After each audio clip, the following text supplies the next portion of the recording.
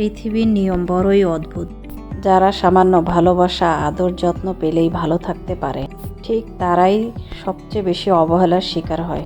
যাদের চাহিদা খুবই নগণ্য, যারা অল্পতেই খুবই খুশি, যারা কেবল ভালোবাসাতেই সুখ খোঁজে, তারাই হয় পৃথিবীতে চরম অসুখী।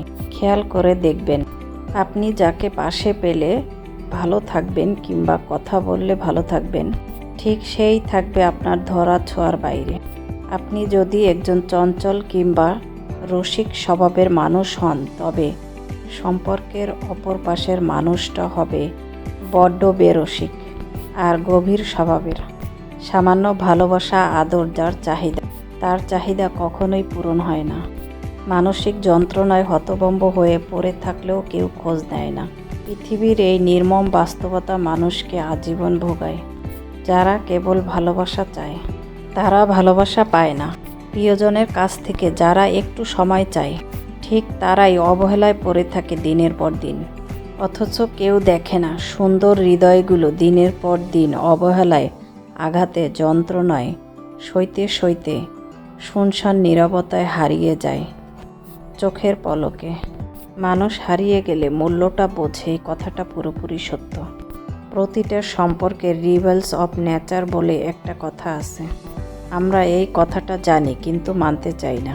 আপনার জন্য যেই মানুষটা একসময় পাগল ছিল, সেই মানুষটা ধীরে ধীরে আপনাকে ভুলে যায়।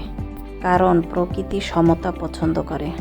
নিজেকে ঢেলে যে ভালোবাসতে জানে, তাকে সম্পর্কে থাকা অবস্থায় তাকে মূল্যায়ন করলে হয়তোবা আপনার তাকে হারাতে হতো না। একটা মানুষ দিনের পর দিন আপনাকে বুঝতে থাকবে। সে আপনার নিকট সময় চায়, কেয়ার চায়, খুবই সামান্য চায়। তখন তাকে এই কেয়ারটুকু করবেন, দেখবেন তাকে সুখী করা অনেক বড় কিছু না। কিন্তু আপনাকে যে ভালোবেসে তার সময় দিয়ে, কেয়ার দিয়ে আগলে ধরে, আপনার খোঁজ নেয়, তার প্রচণ্ড ব্যস্ততায়ও সে আপনাকে সত্যিই ভালোবাসে। আপনার সামাজিক যোগাযোগ মাধ্যম, আপনার সমস্ত পোস্ট লেখাগুলো, সে খুঁটিনাটি, সে মানুষটার কাছে আপনি অনেক মূল্যবান।